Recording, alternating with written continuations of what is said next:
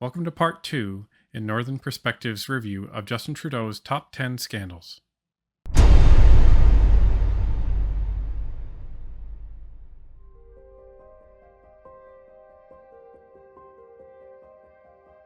There are at least 3 photos that we know of Justin Trudeau wearing racist makeup, but they often get lumped into the same event referred to as the Blackface scandal. On September the 18th, 2019, Time magazine published a photo of the Prime Minister in 2001 wearing blackface to a gala dinner at the private school where he was teaching at the time, West Point Grey Academy. Trudeau, then aged 29, was attending an Arabian Nights-themed gala, wearing a turban and robes, with his face, neck, and hands completely covered in dark makeup. Soon after, a second photo from the same event surfaced of Trudeau in the same racist costume. Trudeau issued a public apology and admitted to wearing blackface an additional time prior to the 2001 gala when he was in high school. Darkening your face, regardless of the context or the circumstances, is always unacceptable because of the racist history of blackface.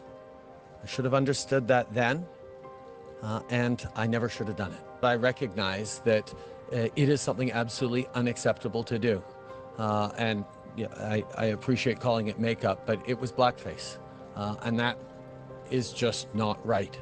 It is something that people who live with the kind of discrimination that far too many people do because of the color of their skin, or their history, or their origins, or their language, or their religion, face on a regular basis. And I didn't see that from the layers of privilege that I have.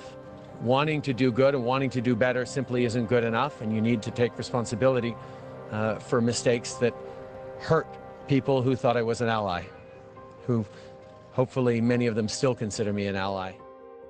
Following this apology, video footage of an earlier instance in the 1990s was uncovered by the Conservative Party.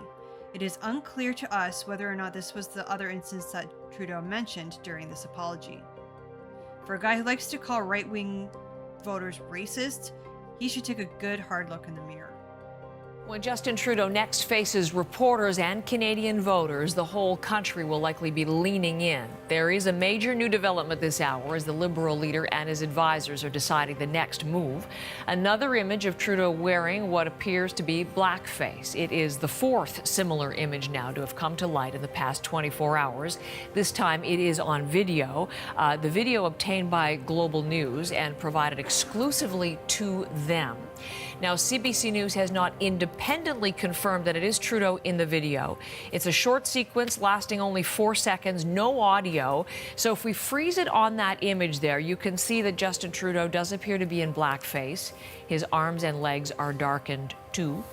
Global News is reporting that it reached the person believed to have recorded the video. Global says that person would not confirm or deny it is Trudeau in the video, but the network says a Liberal campaign official did confirm it shows Trudeau.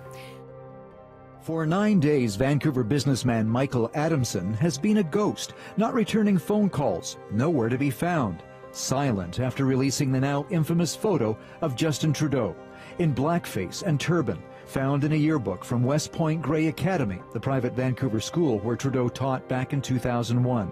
Today, Adamson resurfaced, pulling into the back of his Vancouver home in his luxury SUV, but refusing to emerge from his garage when CBC News tried to talk to him. Okay, Mr. Adamson, I just would like to just ask... I have no comment beyond what I've said.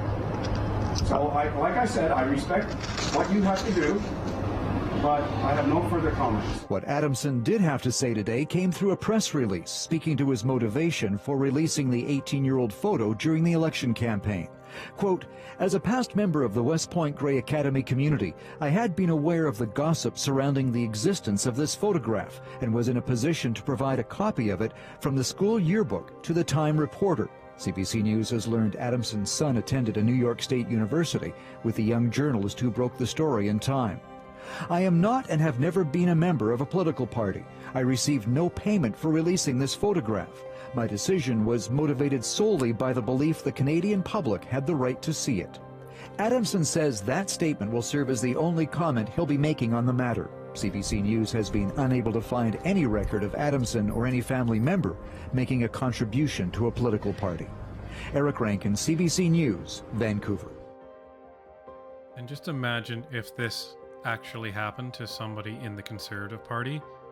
They would be cancelled, they would be denigrated, the mainstream media would be all over them to resign. And somehow, because Trudeau is the darling of the left, he continues to remain in power.